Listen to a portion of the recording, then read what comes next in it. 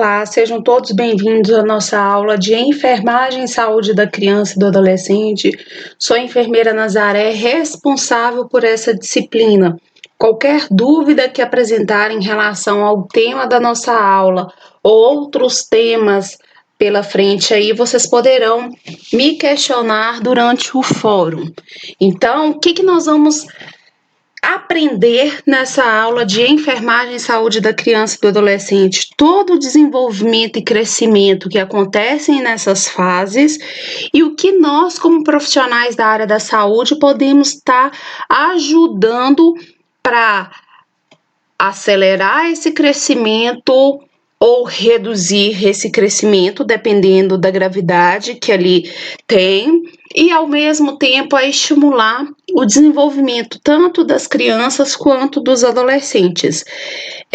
Eu tenho a análise desse crescimento e desenvolvimento em todos os períodos da minha vida. E a mãe, quando descobre que está grávida, ela passa a ter inúmeras consultas que são consideradas do pré-natal, né? Que é antes do nascimento dessa criança. E nessa consulta de pré-natal são passadas muitas informações referentes tanto à gestação quanto aos cuidados iniciais com aquela criança após o seu nascimento. E o período neonatal, ele diz respeito ao nascimento dessa criança até 28 dias após o seu nascimento. A primeira infância de 29 dias a 1 ano, 11 meses e 29 dias. E a primeira infância, então, acaba aí com 1 ano, 11 meses, 29 dias, e já entramos na fase da infância, que é de 2 anos a 5 anos, 11 meses e 29 dias. E a puberdade e a adolescência vem a seguir, sendo que a puberdade é o período que acontece todas as transformações ali naquele adolescente, né? A questão da voz, a alteração de sua voz, se sua voz vai ficar mais grave, se sua voz vai ficar mais aguda, o surgimento de pelos, o desenvolvimento da genitália, tanto feminina quanto masculina, a alteração hormonal que nós apresentamos nessa fase, enfim. Então, a puberdade, ela destina-se a essas as alterações, a essas transformações. E a adolescência vai até 19 anos. Então, o que é importante considerarmos em toda essa disciplina nossa? Que nós temos várias consultas destinadas à avaliação do crescimento e desenvolvimento das crianças, e essas consultas recebem o nome de puericultura. Essa puericultura, ela vai realmente acompanhar periodicamente, né, o crescimento e o desenvolvimento dessa criança ao nascer até 5 anos de idade. Então, a puericultura é destinada a crianças desde o seu nascimento a 5 anos de idade. Então, ali você vai avaliar tanto o crescimento quanto o desenvolvimento. O crescimento e desenvolvimento não são palavras sinônimas, são palavras diferentes.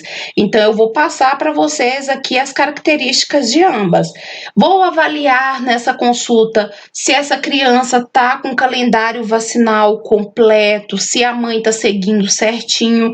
Então, essa imunização, ela é muito avaliada por vocês técnicos em enfermagem, né, que estão ali o tempo todo administrando essas vacinas.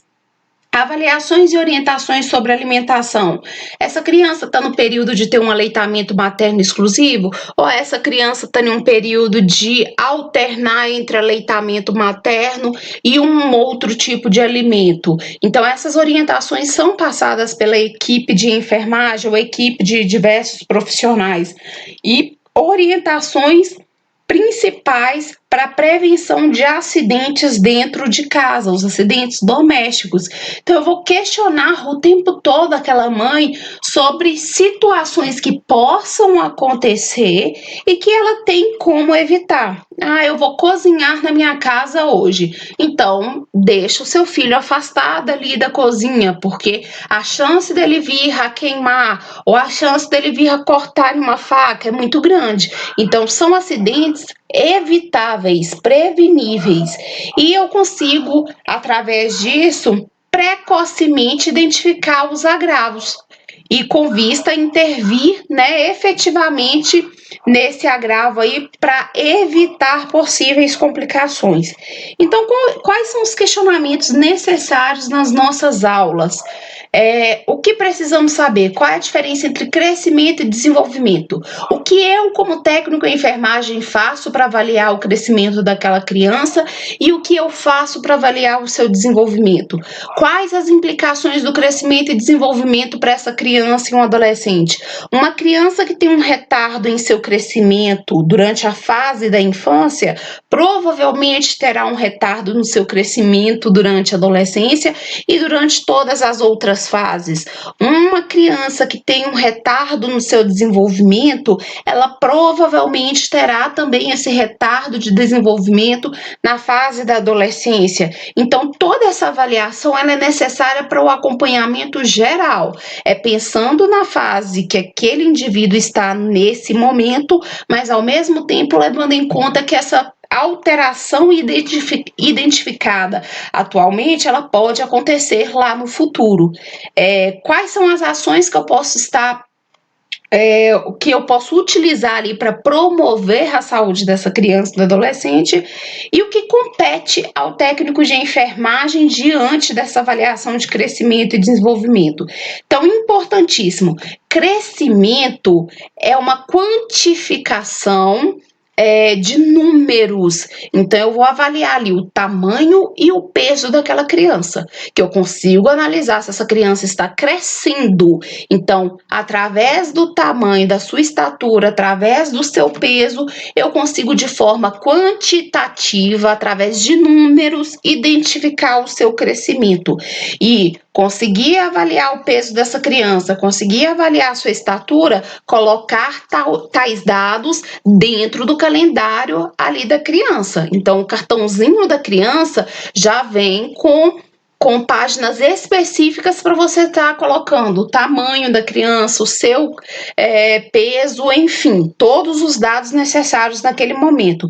Desenvolvimento é a aquisição de habilidades, de competências, então são características qualitativas, é o que eu consigo observar naquela criança. Essa criança está andando, essa criança está engatinhando, essa criança está sentando, essa criança consegue identificar as diferentes cores, as diferentes formas, ela consegue viver em comunidade, ela consegue entender o que ela pode fazer ou o que ela não pode fazer. Então, desenvolvimento são características qualitativas que eu consigo observar naquela criança e em qualquer ser humano. Então, crescimento é quantitativo, tamanho e peso, e desenvolvimento é qualitativo, aquisição de diversas habilidades. Então, esse crescimento aqui é um indicador de saúde da criança. Eu consigo observar se essa criança está desnutrida, se essa criança está supernutrida, né, se ela está em um grau de obesidade, porque eu tenho que ter um equilíbrio nesse crescimento e também um equilíbrio em desenvolvimento. Quando a criança passa a crescer demais, tem algo errado. Quando a criança passa a crescer de menos, também tem algo errado. Então, esse crescimento é um indicador muito bom e essencial para a avaliação da saúde dessa criança. E o que é esse crescimento? É o aumento do tamanho corporal e eu percebo muito que essa criança ela começa a adquirir muito peso e a aumentar a sua estatura em alguns períodos de sua vida. Depois esse crescimento ele dá uma estabilizada e é normal, tá? Então, quais são essas avaliações do crescimento?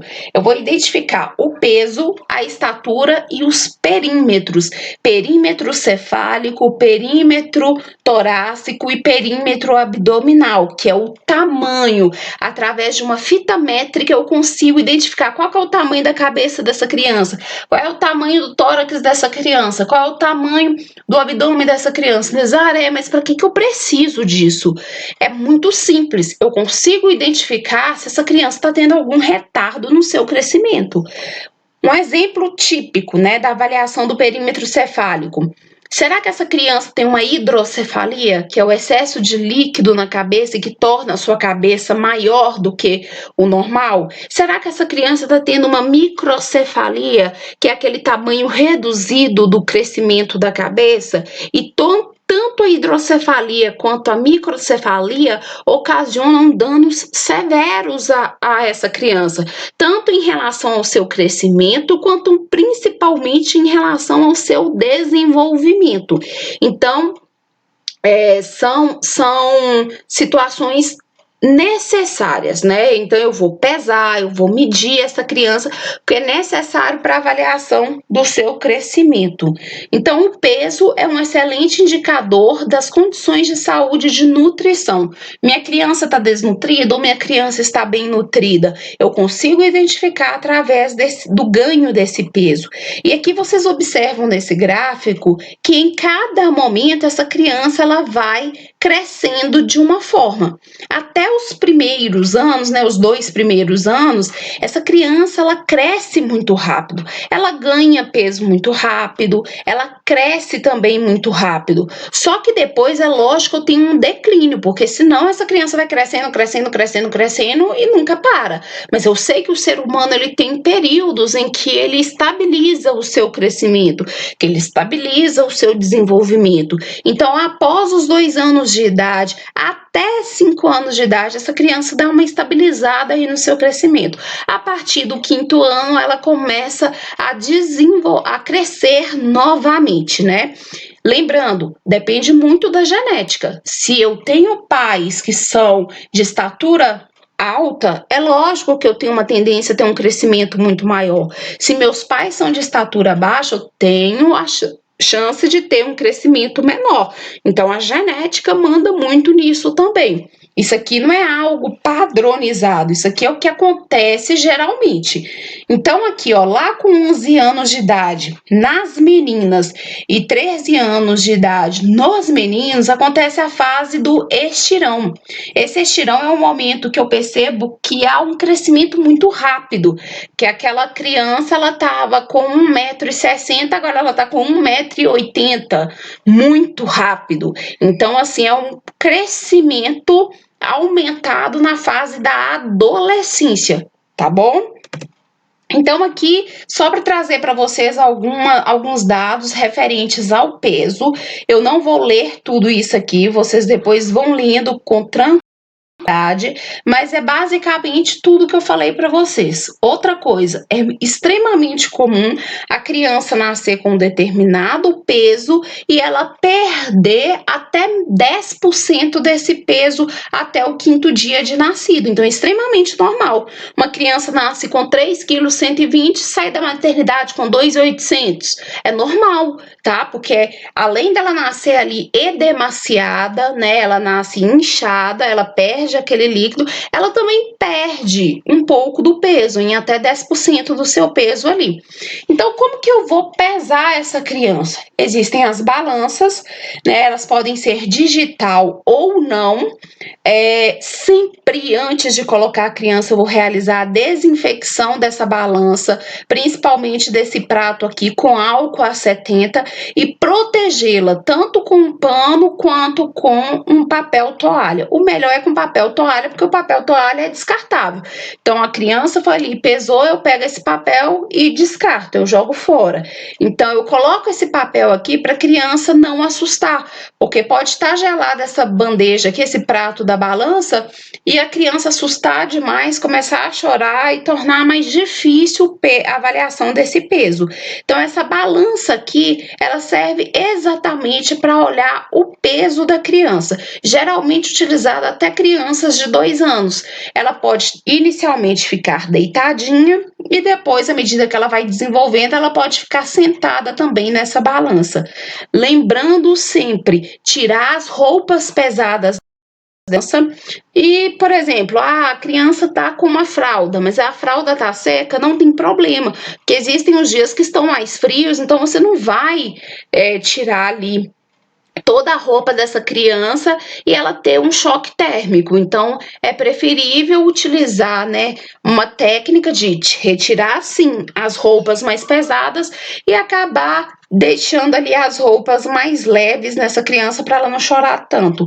Outra dica, sempre colocar a mão sobre a criança a fim de tranquilizá-la, porque realmente a criança ela sente, né, todas as vezes que ela vai pesar ali, ela sente um certo medo, porque ela fica extremamente jogada ali em cima de uma balança.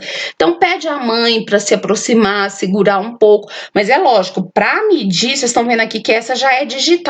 Para pesar essa criança, eu tenho que deixá-la sem o peso da minha mão, né? Porque senão dá um valor totalmente errado. Aquelas crianças maiores, eu consigo sim identificar o seu peso e a sua estatura com a criança em pé. Então, eu coloco a criança em posição ereta e eu consigo avaliar tranquilamente o seu peso. Já em relação à estatura, todas as crianças menores eu utilizo a régua antropométrica. Esse antropômetro aqui tem uma haste que é fixa. Essa haste fixa ela vai ficar sobre a cabeça da criança e essa haste flexível aqui ela fica diante do pé da criança. Lembrando, eu tenho que esticar totalmente a perna dessa criança. Não adianta manter a perna flexionada, porque essa flexão da perna ali, ela me dá um tamanho totalmente errado. Por isso que às vezes você pega o cartão da criança, ela estava com um valor ela estava com tamanho de 58 centímetros o mês passado e hoje está com 56. Então sempre tem que fazer uma avaliação coerente e correta. E aqui é uma criança maior, que eu consigo avaliar na régua antropométrica vertical, tranquilamente. Lembrando de tirar sempre o calçado dessa criança. Aqui já diz respeito ao perímetro craniano, perímetro torácico e abdominal. Sempre avaliar com a fita. Então, essa fita eu consigo observar tanto o tamanho da cabeça da criança, que é esse perímetro craniano, o perímetro torácico, que é o perímetro do tórax, e o perímetro abdominal, que é acima da cicatriz umbilical dessa criança. E lembrando, esses valores, esses 3 valores, eles são muito próximos. Então, você consegue identificar um valor de perímetro torácico de 33, abdominal de 33 e da cabeça de 34. Estou dando um exemplo aqui para vocês. Então, são valores que ficam muito próximos um do outro. E aqui, importantíssimo lembrar, isso aqui é a cabeça, só que é lógico a parte craniana, né? A parte dos ossos do crânio. Então, eu tô mostrando aqui para vocês que o perímetro encefálico, né, ou perímetro craniano, você avalia toda essa parte aqui. E lembrando sempre que os ossos do crânio, né, eles nascem afastados. E à medida que nós vamos crescendo, eles vão se unindo. Por que acontece isso, Nazaré? Porque é lógico, o meu cérebro ele tem que crescer, o meu cérebro ele tem que desenvolver à medida que eu cresço e desenvolvo. Se eu nascesse com todas essas suturas cranianas fechadas, eu não teria espaço para o meu cérebro crescer. Então, eu teria um retardo ali do meu desenvolvimento, do meu crescimento. Isso aqui é a famosa muleira que todos falam, né? Mas para vocês que são profissionais da área da saúde, fontanela. Essa fontanela é um indício muito grande de um processo de desidratação.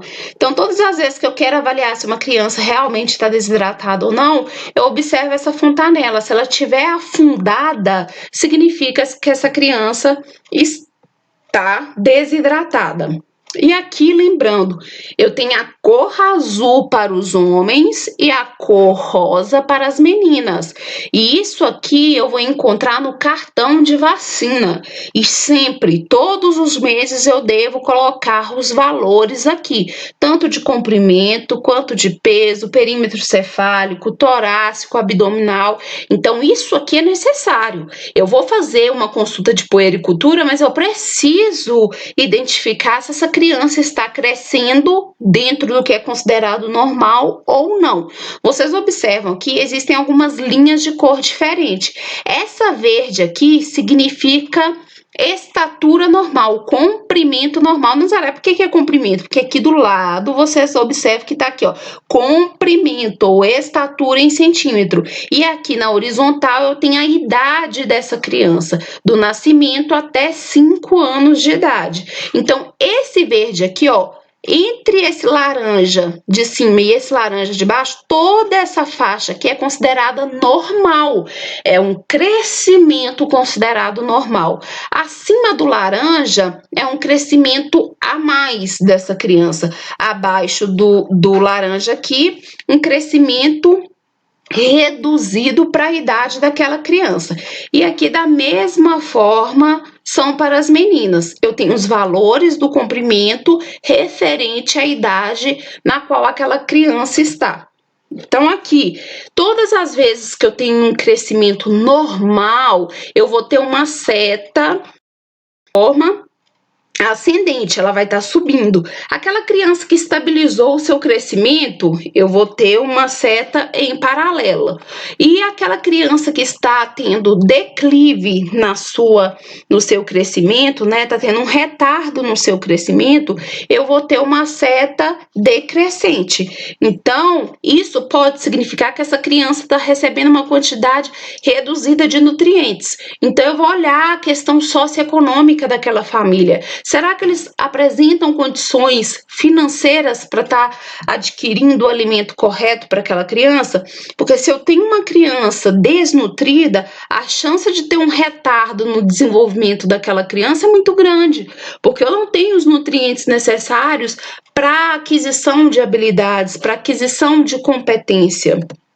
Então, aqui é só uma fórmula muito utilizada principalmente para a fase da adolescência e a fase adulto e idoso, né? Que é o IMC, que é o índice de massa corporal. E eu sempre pego o peso daquele indivíduo e divido pela altura ao quadrado. Aí eu consigo analisar, será que esse indivíduo está sobrepeso? Está dentro do peso considerado normal? Está magro? Está em obesidade? Enfim, e através dessa avaliação eu consigo trazer umas abordagens interdisciplinares. Ó, eu preciso do nutricionista aqui para me auxiliar. Ah, não, agora eu vou precisar do educador físico, porque eu percebo que essa pessoa precisa perder peso. Enfim, eu consigo abordar esse paciente de forma interdisciplinar. E o desenvolvimento, que é a aquisição de habilidades e competências. Eu vou analisar o aperfeiçoamento de capacidades e funções de forma progressiva, ou seja, a criança ela senta, depois ela engatinha, depois ela anda, depois ela sai correndo e sem desequilibrar. Então eu percebo que tudo isso faz parte do desenvolvimento, da aquisição de habilidades diferenciadas. Então existem inúmeros fatores que podem influenciar diretamente nesse desenvolvimento. Não apenas no desenvolvimento, mas no crescimento também. Um exemplo que eu já falei para você são as tendências hereditárias. Lá no crescimento, a tendência hereditária no que diz respeito à estatura. Ah, meus pais são mais altos, meus pais são mais baixos, então é a tendência do meu crescimento. Aqui diz respeito à questão de algumas doenças. Existem algumas famílias que elas têm uma chance, uma tendência hereditária a apresentar algumas doenças que retardam totalmente o desenvolvimento daquela criança. Constituição física, o sexo, né, tem alguns desenvolvimentos que são mais rápidos em meninos, tem alguns desenvolvimentos que são mais rápidos em meninas, e o tipo de personalidade também manda demais. Aquela criança introvertida, ela tem a tendência a ter um retardo no seu desenvolvimento, e uma criança extrovertida, ela tem a tendência a desenvolver muito mais rápido que aquela criança introvertida. A questão da família, o nível socioeconômico. Tem família que os próprios pais, eles não sabem ler, eles não sabem escrever, eles tiveram dificuldade em desenvolver suas habilidades e têm dificuldade em passar isso para os seus filhos também. A questão religiosa, cultural, a questão do casamento e divórcio, muitas crianças e adolescentes não conseguem viver bem com a separação dos pais e isso ocasiona um retardo gigantesco no desenvolvimento desse indivíduo. A forma de comunicação entre os pais e os filhos é essencial, porque se eu vou com uma forma de comunicação a impor situações para o meu filho, ele vai ter uma dificuldade no seu desenvolvimento. Então, assim, a forma de comunicação é essencial. Se eu passo ali de uma forma melhor, né, uma brincadeira, algo mais divertido, a criança tem a tendência a desenvolver muito melhor. Dentro da escola há um desenvolvimento fantástico, porque as crianças têm contato com outras crianças, com realidade cultural, realidade socioeconômica diferente, então aprende demais com seus professores, com seus colegas, né? Eles apresentam propostas pedagógicas e metodologias super interessantes que vão auxiliando na aprendizagem e até mesmo no comportamento dessa criança. Aqui é só para trazer para vocês o que eu avalio em uma criança recém-nascida e à medida que ela vai desenvolvendo, é lógico. Então, aqui o processo de sucção que eu observo, né, colocando o meu dedo, eu calço uma luva ali e coloco um dos meus dedos dentro da boca desse bebê. Eu vou perceber o processo de sucção, como se ele fosse amamentar. E isso é extremamente normal e tem que ser necessário essa sucção, porque se essa criança não souber realizar o reflexo de sucção, ele não consegue amamentar e, portanto, ele não consegue crescer e desenvolver. Ele vai entrar em um processo de desnutrição. Então, essa sucção ela vai permitir exatamente a alimentação que é necessária para o crescimento e desenvolvimento desse indivíduo. Já a marcha, é muito comum você pegar uma criança recém-nascida ali na banheira e colocá-la em pezinho, ela vai começar a andar, você segurando, né?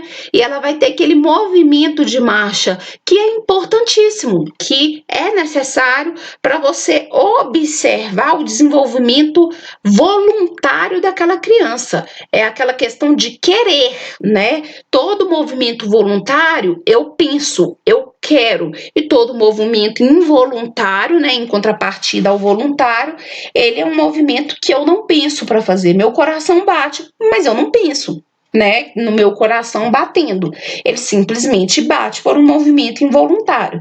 Rotação, a criança ela roda a cabecinha dela para algum barulho, para algum tipo de luz, então ela sempre fica atenta.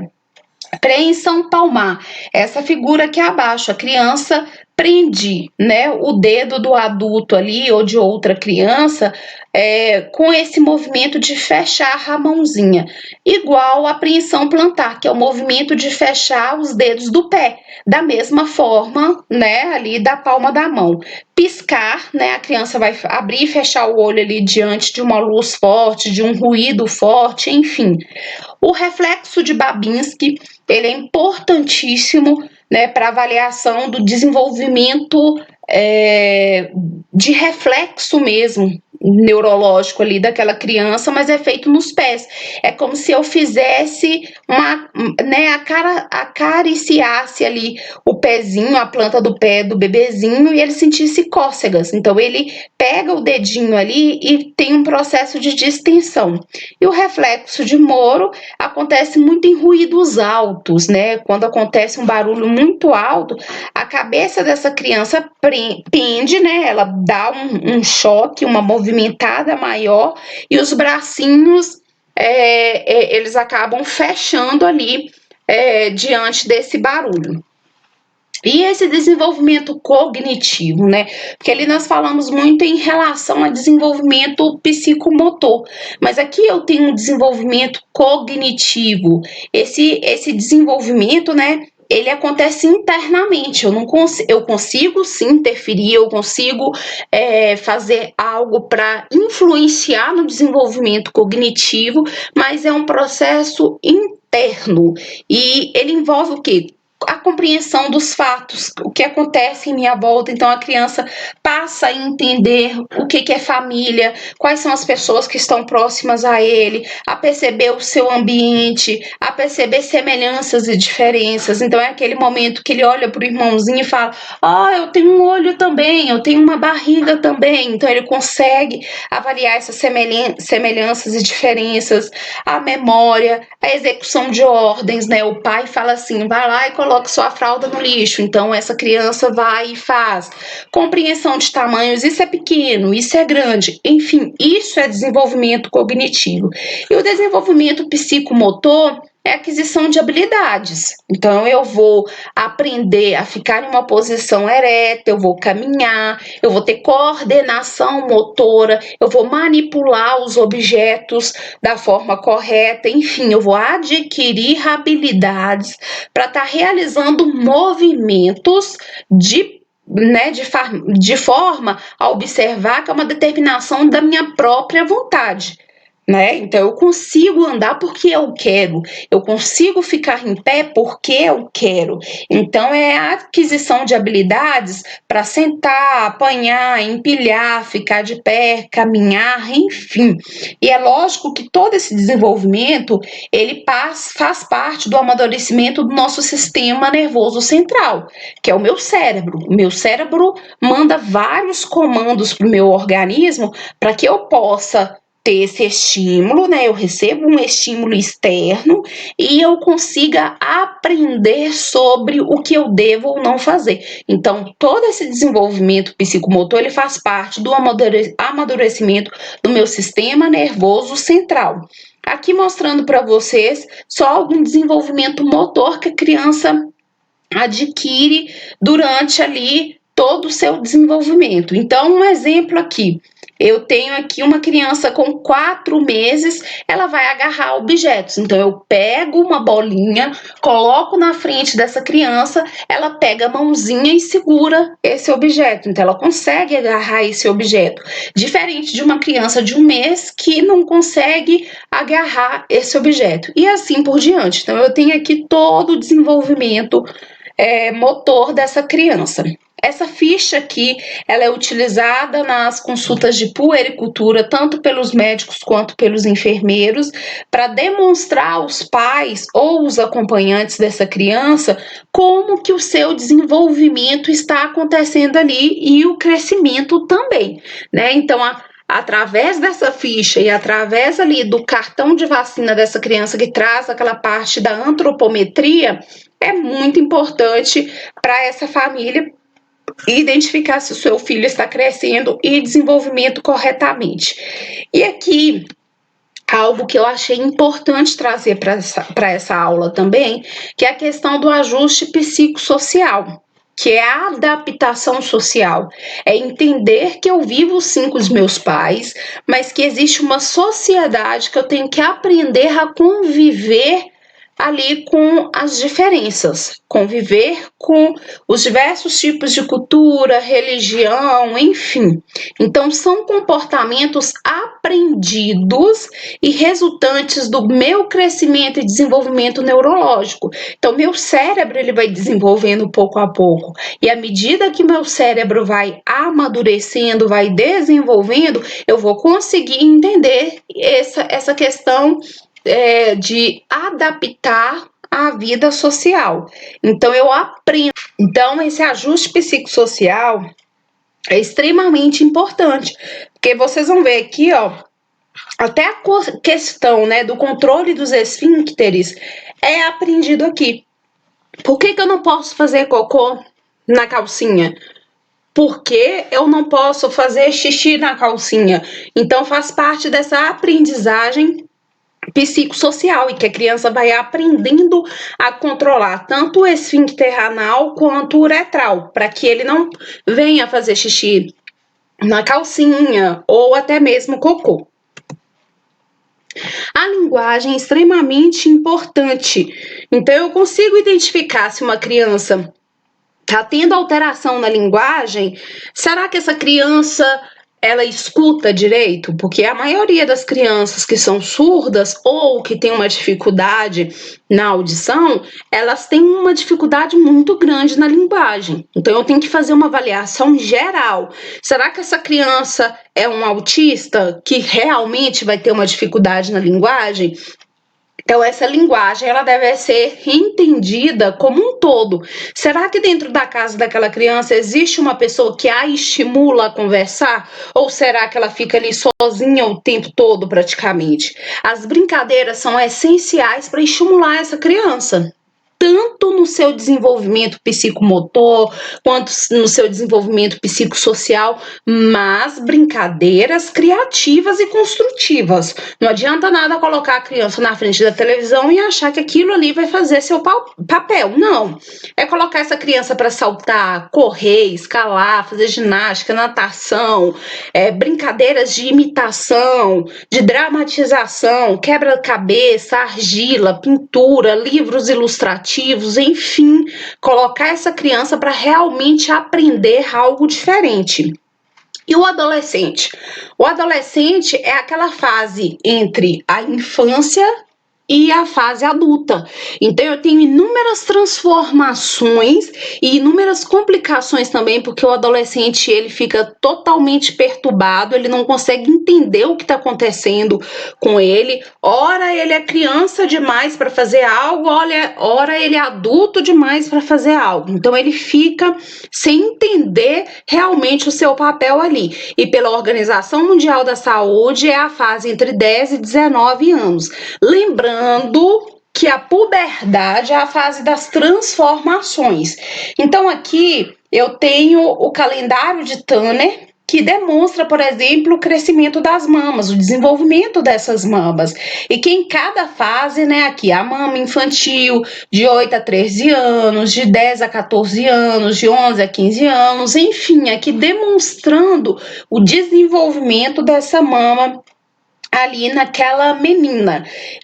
Outra coisa que é importante, alguns homens podem apresentar também essas alterações na mama, mas são alterações que nós chamamos de ginecomastia, que é um homem que apresenta uma mama mais feminina, que é por uma alteração hormonal muito grande. Aqui a alteração da genitália feminina, né? Vocês podem perceber que aqui há o desenvolvimento e crescimento dos pelos e aqui na genitália masculina, né? Vocês observam que aqui eu tenho um pênis e um escroto infantil e aqui eu tenho um adulto. Então há uma diferença muito grande em relação ao surgimento do pelo, em relação ao tamanho do pênis, em relação ao tamanho do próprio escroto. Então isso aí, esse adolescente ele vai adquirindo esse desenvolvimento, mesmo porque começa uma liberação muito grande de hormônio durante a adolescência. Aqui, só para relembrar que vocês devem colocar todos os dados da criança na caderneta que a mãe vai levar. Existe a caderneta também do adolescente, mas infelizmente não é muito utilizada. Então, muito obrigada. Qualquer dúvida vocês podem me questionar no fórum. E agora nós vamos fazer uma atividade de baixa complexidade e depois uma atividade de alta complexidade. Todas encontram-se no estudo dirigido. Tiveram dúvida? Podem me questionar sem problema algum. Até a próxima. Beijos, tá? E aqui são as nossas referências. Tiveram alguma dúvida também? Estudem. Por favor, gente, não deixa para vocês aprenderem só dentro da sala de aula. Procurem também entender algo por fora. E se tiverem alguma dúvida, estarei aqui à disposição para esclarecê-las, tá bom? Beijos, obrigada.